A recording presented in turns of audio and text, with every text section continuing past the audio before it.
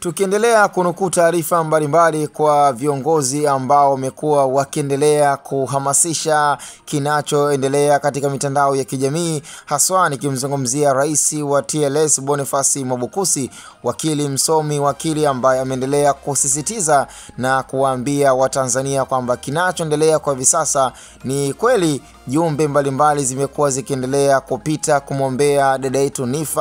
Jennifer Jovin ambaye kwa hivi sasa ameweza kupitia changamoto na kuingia kwenye kesi ya uhaini ambayo inamkumba mwenyekiti wa Chama cha Demokrasia na Maendeleo. Hakika ni wakati mgumu sana kwa familia ya mama Nifa, lakini pia hata kwa wale watu wa karibu ambao wamekuwa akiishi nao vizuri. Ni taarifa ambayo imeweza kuwastua Watanzania wengi sana kwa hali halisi ya mwanadada ambaye amekuwa akifahamika kwa ukubwa wa ufanyaji biashara, lakini pia kwa harakati zake za kufanya maigizo. Hivyo ni wazi kwamba hata ule mlipuko wa taarifa mara baada ya kuweza kutolewa rasmi kwamba ameweza kuingia kwenye kesi ya uhaini ambayo endapo kama ikathibitika na kwa asilimia zote ikawa tayari ameweza kukutwa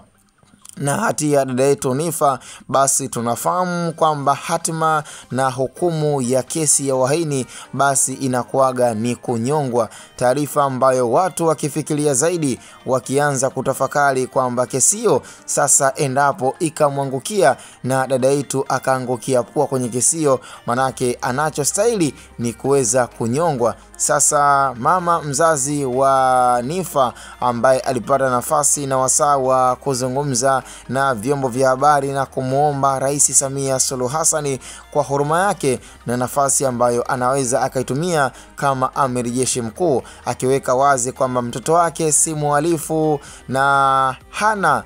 njia yoyote ya kuzungumzia kwa ubaya wala hana njama yote ambayo ilikuwa inapingana na nchi yetu ya Tanzania, na wala hakuwahi kuwa na chuki kiasi kwamba akaweza kumchukia mama Samia Suluhu Hassan. Lakini kilichotokea na kilichoweza kuonekana ni kuteleza kwa binadamu uliojitokeza kwa dada yetu Nifa, ambaye pia aliweza kuonekana kuhamasisha na kuchochea vurugu na kutaka barakoa ziweze kununuliwa katika duka lake kuweza kuzuia mabomu ya machozi. Ni taarifa kubwa ambayo imeendelea kuwalenga Watanzania wale ambao wamekuwa wakifuatilia kila kinachoendelea kwa hivi sasa kuhusu dada yetu Nifa. Cha msingi ningependa zaidi tuweze kuungana katika swala zima la kutoa ushauri, maoni, lakini usisahau kuweza kusubscribe, kulike na kucomment.